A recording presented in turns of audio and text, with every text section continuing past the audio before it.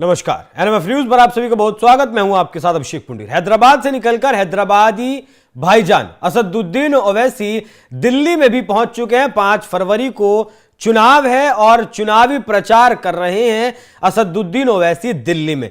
दंगों के 2 आरोपियों को इन्होंने यहां से टिकट दिया है और उम्मीद इन्हें यह है कि वो जीत जाएंगे। दिल्ली में भी इनका खाता खुल जाएगा। लेकिन क्या वाकई में सिर्फ ये चुनाव प्रचार कर रहे हैं या फिर आने वाले वक्त में किसी बड़े दंगे की तैयारी कर रहे हैं? पहले आप असदुद्दीन ओवैसी को सुनिए, फिर आपको बताएंगे कौन सा दंगा देश भर में ओवैसी करना चाहते हैं।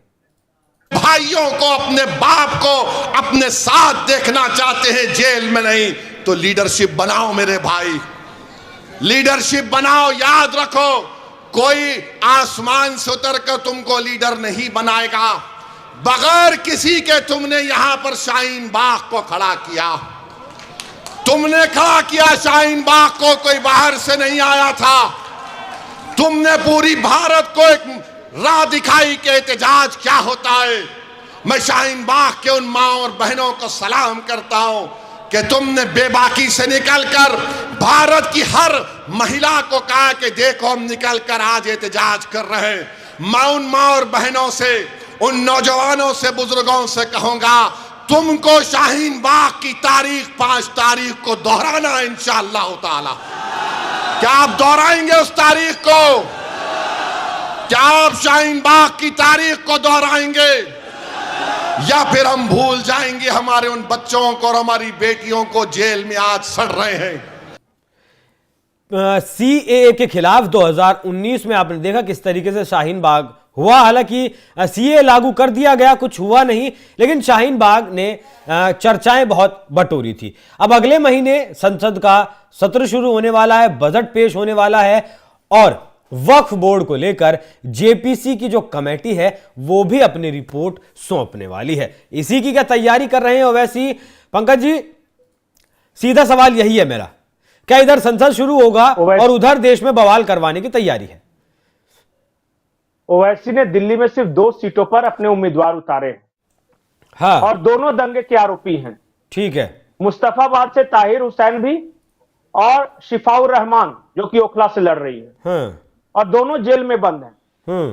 और ये अपील क्या कर रहे हैं? 5 तारीख को शाहीन बाग करना है हमें।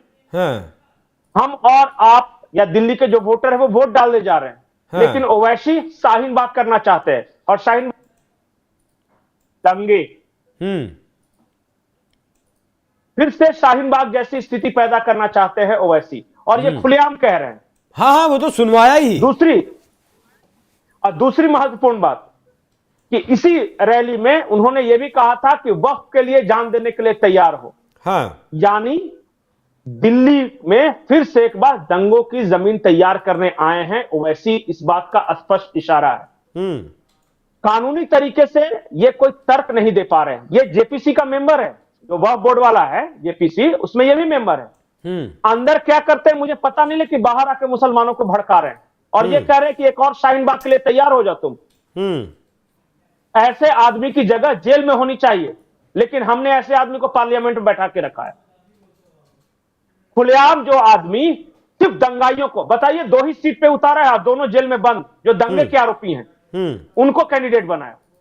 जो पता है ओवैसी ने बटला हाउस वाले इलाके में इसने पैदल मार्च किया है और लोगों को घर जा जा के याद दिलाया है कि देखो बटला हाउस में एनकाउंटर हुआ था। और उनकी तो राजनीति ही इसी से चलती है ना, और कुछ इनके पास है क्या? राजनीति ओवैसी कैसी राजनीति करते हैं, इसे इस बात से समझ लिए कि उत्तर प्रदेश में आते हैं और ये कहते हैं कि जब मोदी हिमालय में चला जाएगा, योगी अपने मठ में चला जाएगा, तो तुम्हें कौन बचाने आएगा। ये इनकी राजनीति है। ये दिल्ली के में विधानसभा चुनाव में आते हैं तो कहते हैं कि 5 तारीख को, जिस दिन वोटिंग का दिन है, उस दिन एक और शाहीन बाग करना है। जब टिकट देना होता है तो ये दंगे के आरोपियों को टिकट देते हैं, और जब प्रचार करना होता है तो बटला हाउस वाले जगह पे जाके ये पैदल मार्च कर रहे हैं। क्या आपको पता नहीं कि ये देश में आग लगाने की कोशिश कर रहा है? वही मैं आ रहा था कि देखिए, जेपीसी के बारे में इन्हें पता है, जेपीसी के मेंबर है कि जेपीसी में आखिर चल क्या रहा है, रिपोर्ट किस तरीके की तैयार हो रही है। जेपीसी में जो सरकार है सत्ता पक्ष है वो बहुमत में है, विपक्ष बहुमत में नहीं है, तो वो टेबल तो कर देंगे संसद में अपनी रिपोर्ट को, भले ही ये लोग विरोध भी करें। लेकिन इन्हें पता है कि वहां रिपोर्ट अलग अलग राज्यों से क्या आ रही है। क्या वही प्लॉटिंग है? मैं वो जानना चाहता हूं आपसे। ये वक्फ बोर्ड के नाम पे लैंड माफिया का राज चल रहा है। जिस जमीन को ये चाहते उस जमीन पे कब्जा कर लेते हैं, चाहे सरकारी हो या प्राइवेट। और उसी को बदलने के लिए बिल आ रहा है, बिल तो पेश होगा। ये तो कह दिया है जगदम्बिका पाल ने। इसी बात का डर है इन्हें, इसलिए ये मुसलमानों को भड़का रहे हैं। ये वास्तव में बात ये नहीं बताएंगे कभी कि मौलानाओं का कब्जा है। वो बोलेंगे कि मुसलमानों तुम्हारा कब्रिस्तान मस्जिद सब चला जाएगा। हाँ। ऐसा कुछ नहीं होने वाला, एक जगह कुछ नहीं जाने वाला। तो ओवैसी जैसे लोग आज तक यही करके तो अपनी राजनीति और आखिरी और महत्वपूर्ण बात मैं बता रहा हूं कि इस सत्र में वक्फ बोर्ड आना है और इस सत्र में इस देश के सिर्फ 20 मौलानाओं को पकड़ ले। मैं नाम गिन के देता हूं, इस देश में देखिए शांति के साथ वह बिल पास हो जाएगा। सिर्फ 20, इससे ज्यादा नहीं है। ये तौकीर रजा, ओवैसी, ये गिने हुए लोग हैं कि कौन कौन लोग हैं। ठीक है, एक बार इन्हें बढ़िया से आके समझा दे, देखिएगा इस देश में चारों ओर शांति शांति है।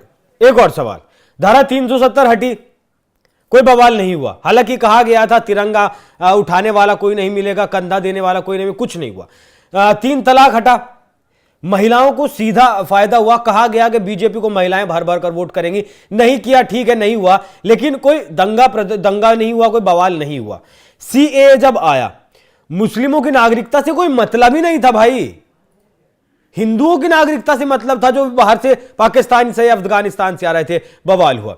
वक्फ बोर्ड की जो बात है, अवैसी साहब खुद इनका आंकड़ा बता रहा हूं, उत्तर प्रदेश में बताते हैं 1,21,000 जमीन है, 1,12,000 के कागज नहीं है।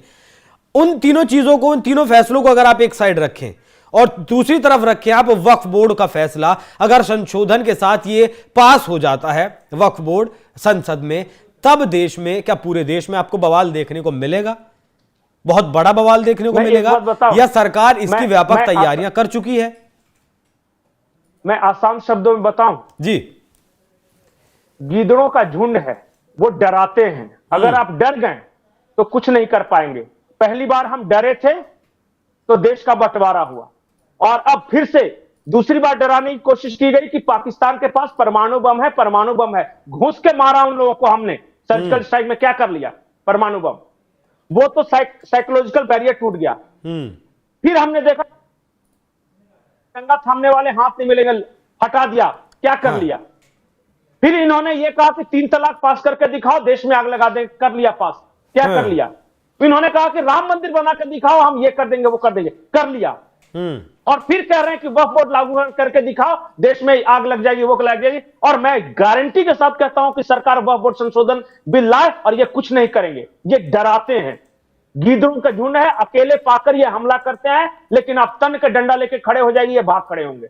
ठीक है, और बार बार का मैं इतिहास बता रहा हूं। हाँ, डरने की कोई जरूरत नहीं है। सरकार आगे बढ़े, ये भौंकते रह जाएंगे, इनके साथ 4 आदमी, कोई कुछ नहीं होने वाला है। ताहिन बात कर लिया तो इस देश में सीए नहीं पास हुआ क्या? हुआ। और आओ ना, फिर से हमने तेरे सामने राम मंदिर बनाया, 370 पास किया, 3 तलाक हटाया, सीए पास किया, और पाकिस्तान को घुस के मारा। बिल्कुल, हर बार तुम लोगों ने यही धमकी दी है। अब वक्फ संशोधन बिल भी पास होगा, देखते हैं क्या करता है कोई। बिल्कुल बिल्कुल बिल्कुल। सबसे बड़ी जो बात है, अब जो संसद का सत्र शुरू होने वाला है, बजट सत्र जो शुरू होने वाला है, उसमें सबसे बड़ी बात यही है कि वक्फ बोर्ड, जो जेपीसी है वक्फ बोर्ड को लेकर बनी है, वो रिपोर्ट देने वाली है, वो अपनी रिपोर्ट को टेबल करने वाली है। उसके बाद क्या कुछ होना है वो देश देखेगा। लेकिन असदुद्दीन ओवैसी उस कमेटी में हैं, तो इन्हें पता है किस राज्य से क्या रिपोर्ट आ रही है। एक छोटा सा उदाहरण देता हूं, उत्तर प्रदेश की भी कमेटी जेपीसी में गई थी, वहां उन्होंने जाकर अपनी रिपोर्ट दी और उस रिपोर्ट से ऐसा पता चला कि वक्फ बोर्ड उत्तर प्रदेश में 14,000 एकड़ भूमि अपनी बताता है, लेकिन जब जांच हुई तो पाया गया कि 11,000 एकड़ जमीनें सरकारी हैं, जिन पर कब्रिस्तान, मस्जिदें और तमाम तरीके की चीजें बनाई गई है। सिर्फ 3,000 एकड़ भूमि वक्फ बोर्ड की है। इसीलिए शायद उत्तर प्रदेश के मुख्यमंत्री ने कहा था कि ये लैंड माफिया है, वक्फ बोर्ड नहीं है। पंकज जी, आखिरी लाइन। अगर ये वक्फ बोर्ड पे बिल पेश हुआ और इन्होंने दिल्ली को शाहीन बाग बनाया, तो मैं गारंटी के साथ कहता हूं कि हैदराबाद अयोध्या बनेगा और संभल काशी बन जाएगा। नहीं, हैदराबाद की तो भाग्यनगर बनाने की बात चल रही है ना, अयोध्या तो अयोध्या वही रहेगा होगा। पंकज जी। चलिए, बहुत बहुत धन्यवाद पंकज जी अब आपका। दर्शकों, चर्चा कैसी लगी कमेंट कर जरूर बताइएगा। नमस्कार।